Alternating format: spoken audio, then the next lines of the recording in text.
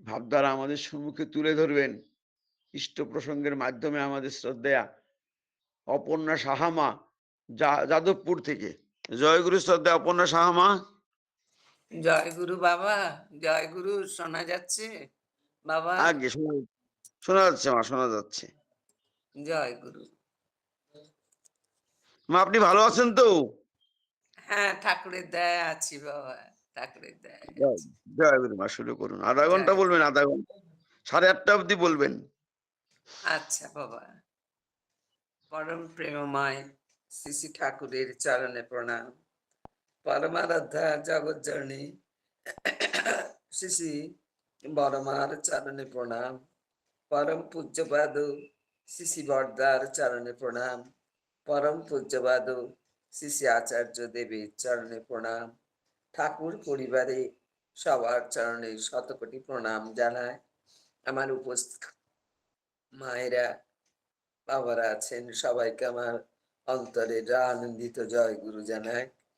এই পবিত্র সৎসঙ্গে যোগদান করতে পেরেছি আমার প্রণয় বাবার জন্যে। দয়ালের চরণে প্রণয় বাবা, এবং সবার মঙ্গল কামনা করি। দয়াময় সবাইকে ভালো রাখো। আমার বাবা খুব সুন্দর সঞ্চালন করছে, খুব সুন্দর ব্যাখ্যা দিচ্ছে। দয়াময় বাবাকে ভালো রাখো। আর সবাই উপস্থিত অনুপস্থিত সবাই ভালো থাকুন। আমার পরম দয়াল এসেছেন সবাইকে ভালো রাখতে, সবাইকে সুস্থ রাখতে, সবাইকে আনন্দ রাখতে, সবাই কি করে দেব জীবন লাভ করবে। এই মনুষ্য জীবন 84 কোটি যোনি ঘুরে আসে।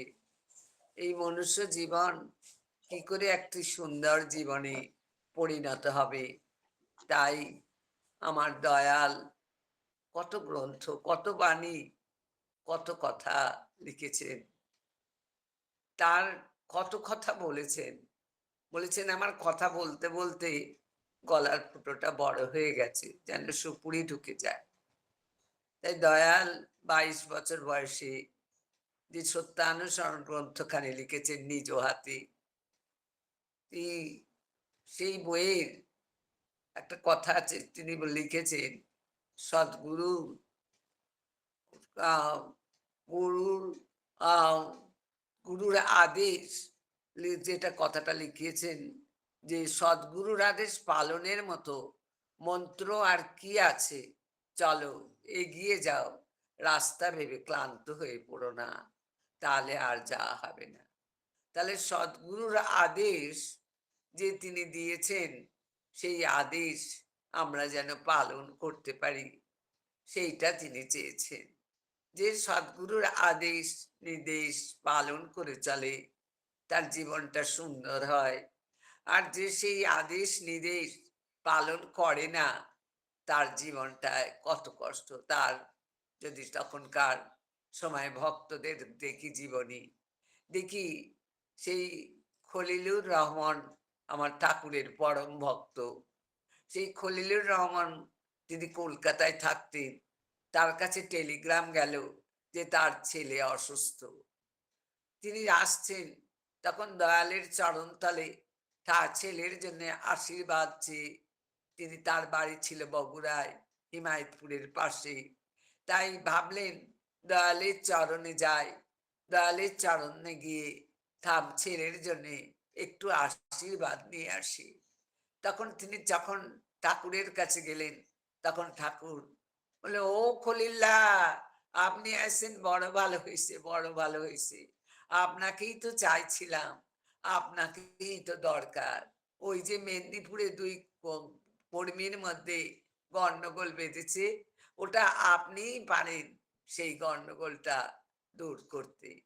খলিল্লা ভাবছেন, আমি এসেছি ছেলের জন্য আশীর্বাদ নিতে, ছেলেকে দেখতে যাব, আর ঠাকুর আমাকে মেদিনীপুরে পাঠাতে চান। তখন আবারও ঠাকুরের কাছে বলতে চাইছে যে ঠাকুর, খোকা। তখন ঠাকুর কোনো কথা না শুনে বলছেন, তাড়াতাড়ি নেন, তাড়াতাড়ি নেন, আপনার মেদিনীপুর যেতে হবে, যান, কেষ্টদার বাড়িতে যদি একটু খাবার হয় খেয়ে নেন। তখন তিনি কি করবেন? ঠাকুর যখন বলেছেন তখন তিনি কেষ্টদার বাড়ি গেলেন, গিয়ে খেয়ে ভাবছে যাওয়ার সময় একটু বলে যায়, কিন্তু বলে যাওয়ার সময় তখনও ঠাকুর বলছে আর দেরি নয়, আর দেরি নয়, তাড়াতাড়ি যান, তাড়াতাড়ি যান। সেই খলিলদা চলে গেলেন মেদিনীপুরে। সেখানে একদিন নয়, দুদিন নয়, ৩ দিন নয়, ৭ দিন ধরে সেই গন্ডগোল মেটালেন। সেই গন্ডগোল মিটিয়ে যখন বাড়ি এসেছেন, তখন দরজাটা, নিজের একটি ঘর ছিল সেই হিমায়িতপুরে। ঘরের দরজা খুলতেই দেখেন একটা চিঠি এসেছে। সেই চিঠিতে লেখা, খোকা ভালো আছে, অন্নপথ্য করেছে। আপনি ঠাকুরের কাছে অনুমতি নিয়ে তারপরে আসবেন। চিঠিখানি পকেটে রেখে যখন চলেছেন খলিলদা সেই ঠাকুরের কাছে, ঠাকুর তখন জিজ্ঞেস করছে আসতে, ও খলিলদা, আপনার বাড়ির খবর কি? তখন খলিলদা বলছে, ঠাকুর, আপনাকে একটা কথা জিজ্ঞাসা করব। সেদিন আমি বাড়ির খবর নিয়েই আপনার কাছে এসেছিলাম, তা সেদিন আপনি বাড়ির খবর না নিয়ে জি বললে আমাকে পাঠিয়ে দিলেন কেন ঠাকুর? ঠাকুর তখন বলছেন, শোনেন খলিলদা, আপনার খোকার ডেথ পয়েন্ট এসে গিয়েছিল। আপনার খোকা একটি সুতোই বাঁধা ছিল আপনাকে দেখবে। যদি আপনাকে দেখতো তাহলে অফ হয়ে যেত। শুনে খলিলদা কেঁদে পড়লেন ঠাকুরের চরণ তলে। ঠাকুর বললেন, কিং কুর্বন্তি গ্রহা যস্য সর্বে গ্রহা, কিং কুর্বন্তি গ্রহা যস্য কেন্দ্রে বৃহস্পতি। যার কেন্দ্রে বৃহস্পতি আছে, গুরু আছে, তার কিছুই করতে পারে না। তাই দয়াল প্রভুর চরণ তলে এসে সেই যে খলিলদা ঠাকুরের আদেশ মতো গেলেন, ঠাকুরের আদেশ পালন করলেন, তাই তো তার জীবনে এত আনন্দ এলো, সুন্দর তার সন্তান বেঁচে গেল। কিন্তু দেখি সেই অপর পক্ষে যতীন্দ্র কিশোর আচার্য চৌধুরী মুক্তাগাছার জমিদার ঠাকুরের চরণ তলে এসেছে। ঠাকুরের চরণ তলে এসে বলছে, ঠাকুর, ঠাকুর খুলিলেন, যতীনদাকে দেখে খুব খুশি হয়েছে। বলছে, ও যতীনদা, আজকে আপনি থেকে যান, আজকে আপনি থেকে যান। তখন বলছে, না ঠাকুর, আমার থাকার উপায় নেই ঠাকুর, আমাকে যেতে হবে, আমার জমিদারিতে অনেক কাজ। বলছে, না, আপনি আজকে থাকুন কিছুতেই, তাহলে আপনি আমার গাড়িতে যান। না ঠাকুর, আমি গাড়ি ভাড়া করে এসেছি, আবার সেই গাড়িতেই চলে যাব। তখন ঠাকুরের কাছে যান, এখন বিশ্রাম নেন। একটু পরে এসে বলে, ঠাকুর আমি যাব। তখন ঠাকুর তাকে কিছুতেই বাধা দিতে পারলো না, কিছুতেই রাখতে পারলো না। এই যতীনরা সেই গিয়ে খানিকটা দূর গিয়ে একটা বাবলা গাছে ধাক্কা খেয়ে সেখানেই মৃত্যু হলো। তাই তাই আমরা দেখি যে এই পৃথিবীতে আমরা পরম দয়াল যে আদেশ নির্দেশ দিয়েছেন, যদি মানুষ তাই পালন করে, পারলেন না রক্ষা করতে যতীনদাকে, যতীনদা ঠাকুরের আদেশ নির্দেশ পালন করলো না, সে চলে গেল। তাই তো বললেন, সদ্গুরুর আদেশ পালনের মতো মন্ত্র আর কি আছে, সেই তার আদেশ। তাই তো তিনি আমাদের দিলেন যে সদ্গুরুর শরণাপন্ন হও, সৎনাম মনন করো, সৎসঙ্গের আশ্রয় গ্রহণ করো। আমি নিশ্চয় করে বলছি, তোমার আর উন্নয়নের জন্য ভাবতে হবে না। আমরা আমাদের উন্নয়ন চাই, আমরা মঙ্গল চাই, আমরা চাই একটা দেব মানুষে পরিণত হব, আমরা থাকবো সুস্থ, আমরা থাকবো আনন্দে। কেমন করে? তাই দয়াল পথ দেখালেন। তাহলে সদ্গুরু শরণাপন্ন হয়ে তার দীক্ষা গ্রহণ করে তিনি যে পথ দিয়েছেন সেই পথে চলা।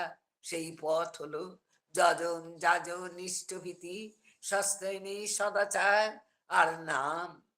এই যে এই যদি পঞ্চরীতি আমরা ঠিক ঠিক পালন করি, তাহলে আমাদের, এবং যদি সদা সর্বদা নামময় হয়ে থাকি, তাহলে আমাদের জীবনটা সুন্দর হয়। আর বর্তমান আচার্যদেব আমাদের উপরে আরো একটি কাজ দিয়েছেন, সেটি হলো ডিপিওয়ার। যদি মানুষ সেই দীক্ষাপত্র সংশোধনের কাজে সদা সর্বদা ব্যস্ত থাকে, তাহলে সেও সুস্থ থাকে। তাই আমাদের কাজ হলো সেই যজন যাজন ইষ্টভীতি সস্তায়নী সদাচার আর নাম। কেন ঠাকুরের এত বললেন নামের কথা? ঠাকুর এসেছেন বিজ্ঞানের যুগে। সেই তার যখন ইলেকট্রন প্রোটন নিউট্রন আবিষ্কার হয়েছে, তাই তার প্রতিটি কথা বিজ্ঞান সম্মত। তাই এই যে নাম, আমাদের নাম করতে কেন বলেছেন? এই নাম হলো আদি নাম, এই নাম হলো ধনাত্মক নাম। এই নাম যখন আমরা করি তখন কি হয়? বলছেন চক্রফট সামনে নিয়ে 2 মিনিট দেখি, তারপরে যখন আমরা নাম করি এই আজ্ঞা চক্রে, তখন এই আজ্ঞা চক্র জাগরিত হয়। এখানে আছে পিনিয়াল গ্ল্যান্ড, এবং তা জাগ্রত হলে তার থেকে যে একটা সিক্রিয়েশন হয় তার নাম মেলাটোনিন। তার ফলে আমাদের ব্রেন সেল গুলো জাগ্রত হয়ে ওঠে। যত ব্রেন সেল জাগ্রত হয়, বহু সেল আমাদের ঘুমিয়ে আছে আমাদের, তাহলে আমাদের সিক্স সেন্স হয়, আমাদের বুদ্ধিবৃত্তি বাড়ে, আমরা কোনটা ঠিক কোনটা ভুল বুঝতে পারি। তাই নাম করলে আমাদের সেই কুলকুণ্ডলিনী জাগরিত হয়। তাই দয়াল প্রভু আমাদের এত নামের কথা বলছে, নাম করতে। আরো কেন আমরা নাম করব? আমাদের দেহটা ঊর্ধ্বমূল অধো শাখ। মূল আমাদের গাছের মূল আছে তলায়, আমাদের মূল আছে এইখানে। এই মূল যত জাগ্রত হবে, নাম করলে, যখন যেমন গাছের তলায় জল ঢাললে গাছটা ফলে ফুলে ভরে ওঠে, আমাদের যত আমরা নাম করব, আমাদের ব্রেন সেল তত জাগ্রত হবে, আমাদের তত বুদ্ধিবৃত্তি বাড়বে। তাই দয়াল প্রভু আমাদেরকে এত নামের কথা বললেন, নাম করতে। নাম করো আর মনন করো, ইষ্টের যত গুণাবলী, ভাবে কাজে মক্ষ করো, জ্ঞানে গুণে হবে বলি। আর এই নাম আমাদের বলছেন উষা নিশায় মধ্য সাধন। সেই উষাকালে নাম করতে হয়। কেন উষাকালে?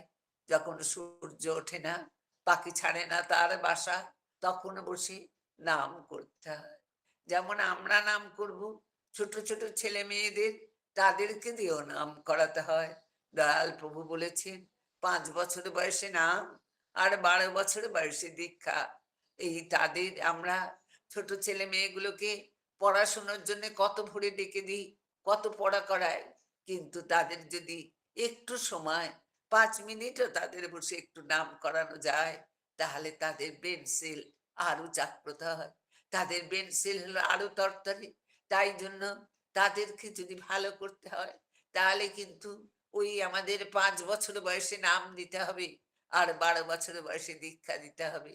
এই নাম করে আমাদের যে শরীরটাকে যে পবিত্র করে তুলব, আমাদের সেই মনটাকে পবিত্র করে তুলব, তারপরে আমরা পরম দয়ালকে আহ্বান করি, আমরা ইষ্টভৃতি।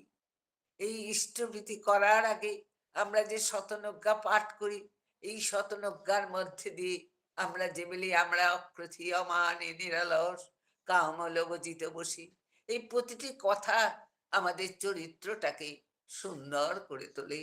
তাই দয়াল প্রভু আমাদেরকে এমন সুন্দর শতনজ্ঞা পাঠ দিয়েছেন, এবং তারপরে আমরা যে ইষ্টভৃতি করব, দয়াল প্রভুর সাথে যোগসূত্র। তিনি বলছেন একটা গাছ আছে আর একটা পাতা আছে, মাঝখানে একটু বোটা আছে, বোটাটা ছিঁড়ে ফেলে দিলাম, পাতার সঙ্গে আর গাছের সংযোগ থাকলো না। আমাদের যদি দয়ালের সাথে সংযুক্ত থাকতে হয়, তাহলে ইষ্টভীতি, ইষ্টভীতি আমাদের মহাযজ্ঞ। ইষ্টভীতি হলো নিকম যজ্ঞ, ইষ্টভীতি হলো মঙ্গল যজ্ঞ। এই ইষ্টভীতি আমরা প্রতিদিন অতি প্রত্যুষে নাম ধ্যান করার পর আমরা যেন সবাই ইষ্টভীতিতে বসি। এই ইষ্টভীতি বাড়াতে হয়, ইষ্টভীতি কখনো এক রাখতে হয় না। আমরা দীক্ষা নেওয়ার সময় যে ইষ্টভীতি করি, তার চেয়ে আমার প্রভুকে আমরা আমরা ভালো থাকি, আমরা ভালো খাই, ভালো পড়ি, আর আমার প্রভু পরম দয়াল, যিনি আমাদের জীব জগৎ জীবন কারণ, করুণাময় স্বামী, তোমার দয়ায় লভিছি জনম, সকলই পেয়েছি আমি, তোমার দয়ায় এই জীবন পেয়েছি। সেই জীবনদাতা ভগবান, সেই প্রভু, তাহলে তাকে আমি কিরম ইষ্টভীতি করব? আমরা আরো, আরো, আরো করব। ইষ্টভীতিকে বলছেন এই কুম্ভিলা যজ্ঞ। আমরা ইষ্টভীতি করে তাই তো দেখি বারবার যখন যুদ্ধ হচ্ছে তখন কত লোক ইষ্টভীতি করে কেমন করে রক্ষা পেয়েছিল। তাই পরম দয়াল আমাদের এই পরম মহাযজ্ঞ ইষ্টভীতি দিয়েছে। ইষ্টভীতি আমরা যেমন ৫ বছর বয়সে নাম দেবো, ১২ বছর বয়সে দীক্ষা দেবো, তাদের হাত দিয়ে ছোট, ছোট ছেলে মেয়েগুলোকে তাদের হাত দিয়ে ইষ্টভীতি করাবো। আমরা যদি তাদের হাত দিয়ে ইষ্টভীতি করাই তাহলে তাদের অভ্যাস হবে। তাই ঠাকুর বললেন, ওই আধকতার সময় থেকে করে করিয়ে যা শেখাবি সেই হবে মোক্ষম ছেলে, হিসাবে চল নয় পস্তাবি। আমরা ওই আধকতার সময় থেকে আমরা তাদের হাত দিয়ে ইষ্টভীতি করাবো। তাদেরকে যদি ছোটবেলা থেকে অভ্যাস না করায় তাহলে বড় হলে তখন যদি বলি এই ইষ্টভীতি কর কর, অনেক মায়েরা আমরা আছি, ছেলে ঘুম থেকে উঠলো না, তার ইষ্টভীতিটা আমরা করে দিলাম, তাহলে সে ইষ্টভীতি হলো না। এক মা গেছে ঠাকুরের কাছে, গিয়ে তার ছেলের একটা অঘটন ঘটেছে, তখন জিজ্ঞেস করছে ঠাকুর এমন কেন হলো ঠাকুর, আমার ছেলের এমন কেন হলো? তখন দয়াল বলছে যে কোন বান্দা কেমন করে ইষ্টভীতি করে আমি তা জানি। আমাদের সেই অতি প্রত্যুষে সেই নাম ধ্যান করে সেই প্রার্থনার আগে আমাদের ইষ্টভীতি সকলকে সেই সময় করতে হয়। ছোট বাচ্চাকে তুলে নিয়ে তাদের কোলে তুলে নিয়ে তাদের হাত দিয়ে দিয়ে যদি ইষ্টভীতি করায় তাদের অভ্যাসে দাঁড়িয়ে যাবে। বড় হলে আর তাদেরকে আর শেখাতে হবে না। তারা তখন বলবে মা গো দাও আমাকে, তুমি দাও, আমি করব, আমার ঠাকুরকে দেবো। তাই প্রভু আমাদের এমন করে তৈরি করতে বলেছেন গৃহ যাজন। আমরা যেমন বাইরে যাজন করব, আমাদের গৃহগুলোকে তেমন করে যাজন করব। এই ইষ্টভীতি করে আমরা সকলে প্রার্থনায় বসবো। সেখানেও দয়ালের সবকিছু বিজ্ঞানের প্রায় বলছেন যে সেই সমবেত প্রার্থনা, এই সমবেত প্রার্থনার মধ্যে দিয়ে একটা ভাইব্রেশন হয়, ঘরে একটা পবিত্র হয়ে ওঠে, আর তার মধ্যে জাগে ইউনিটি। এই প্রার্থনার মধ্যে দিয়ে জাগে একতা। তাই আমরা যেন প্রার্থনা সমবেত করে ভাবে করি। আমার বর্তমান আচার্যদেব বলছেন অন্তত আর দিনে অন্তত সপ্তাহে দিনে একবারও আপনারা যেন একত্রে বসে প্রার্থনা করবেন, একত্রে বসে খাবেন, একত্রে বসে ইষ্ট আলোচনা করবেন। আপনাদের ইষ্ট আলোচনা করতে করতে হাতের খাবার শুকিয়ে যাবে, তবু করবে। আর প্রার্থনা যেন এক বেলাও আপনারা করেন।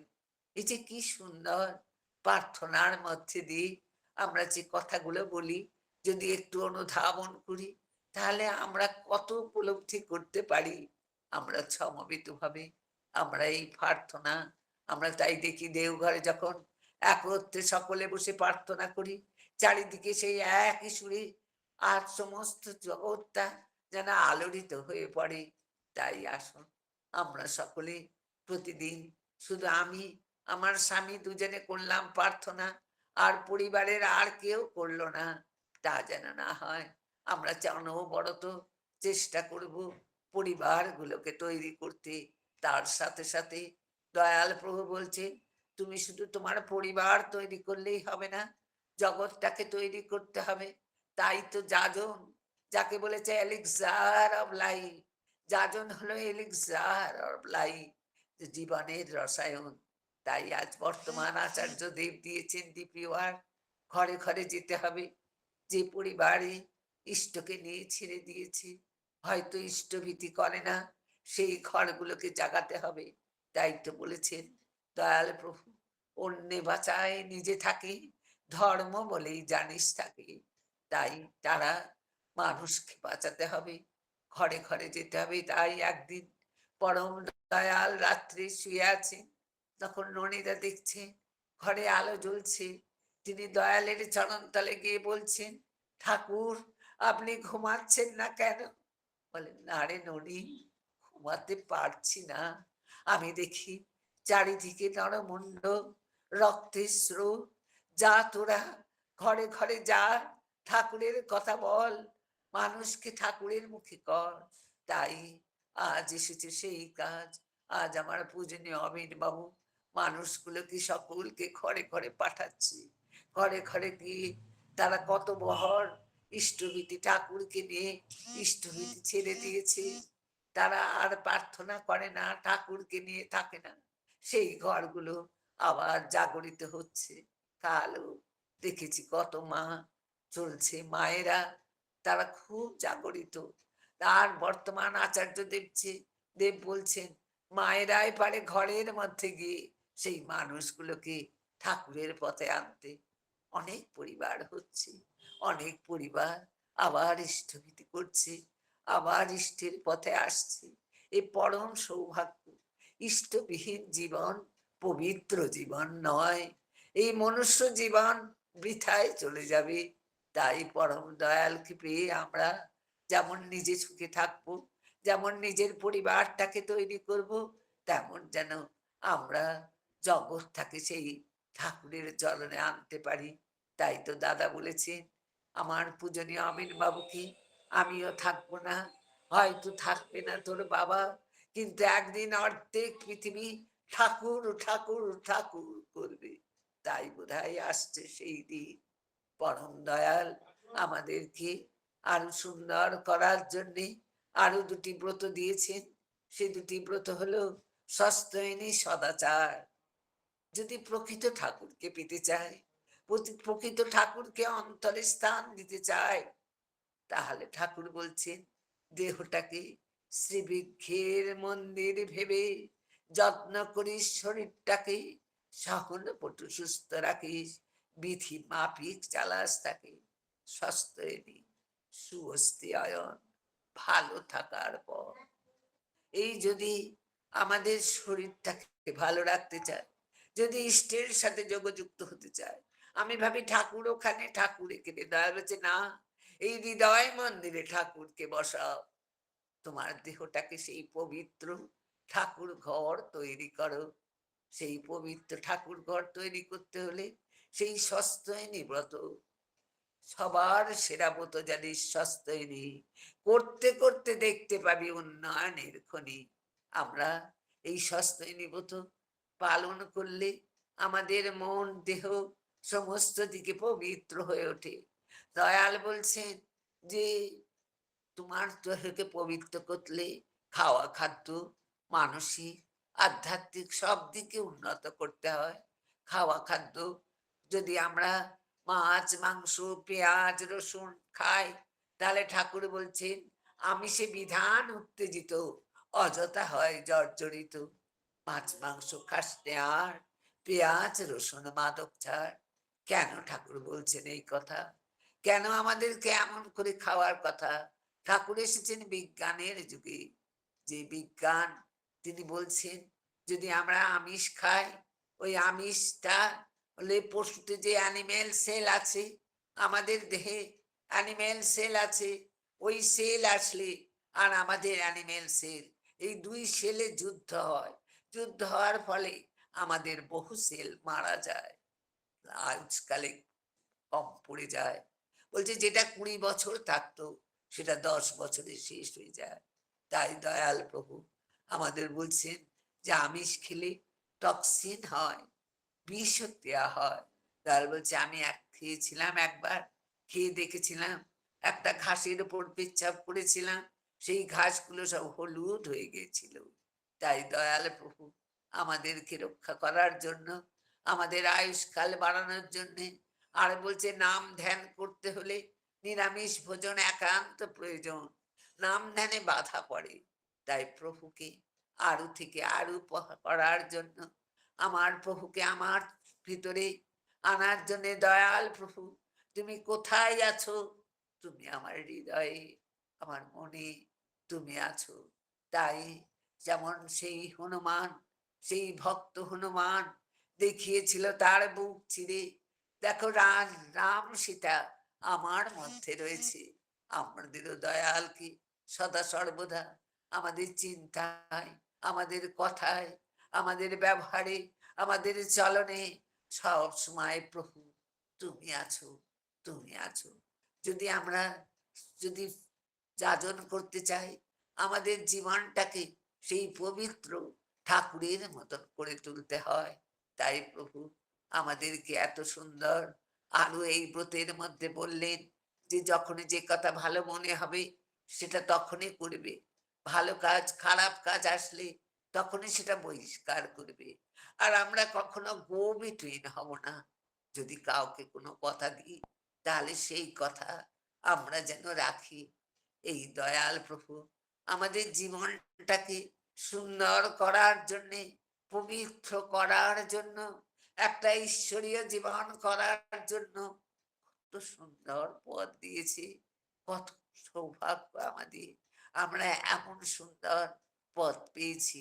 আমরা যেন সবাই যেন একনিষ্ঠ ভাবে তিনি যা বলেছেন কোনো প্রশ্ন নয় সেইভাবে চলব।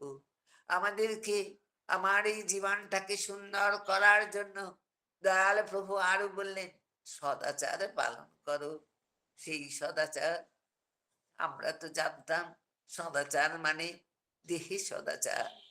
দয়াল প্রভু বললেন দৈহিক সদাচার তো পালন করবেই, তার সাথে মানসিক আর আধ্যাত্মিক মনটাকে পবিত্র রাখবে। দেহকে যেমন শুদ্ধ রাখবে, মনটাকে পবিত্র রাখবে। সর্বদা নামময় হয়ে থাকতে হয়। তাই যত আমরা নাম করব, তাই বলছেন ঠাকুর নাম করো আর মনন করো ইষ্টের যত গুণাবলী। তা নাম, এই নাম করলে আমাদের পবিত্র হয়। তাই দয়াল প্রভুর চরণ তলে এসে আমরা সদা সর্বদা সেই নামময় হয়ে থাকবো। আমরা সর্বদা দয়াল প্রভু বলছেন মনটাকে পবিত্র না যদি রাখি, ঘরের পরিবারটাকে পবিত্র যদি না রাখি, তাহলে মানুষকে কি করে পবিত্র করব।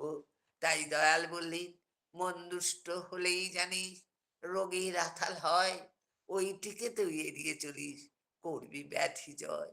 মনটাকে পবিত্র রাখতে পারি যদি, তাহলে আমাদের শরীর ভালো থাকবে।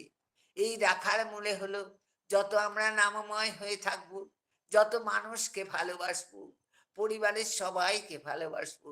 আর আমরা মায়েরা আছি সদা যত নাম করব, নাম করতে করতে কাজ করব, নাম করতে করতে রান্না করব, নাম করতে করতে খাবার দেবো, সন্তানকে বুকে ধরে নাম করব, স্বামীর গায়ে হাত দিয়ে নাম করব।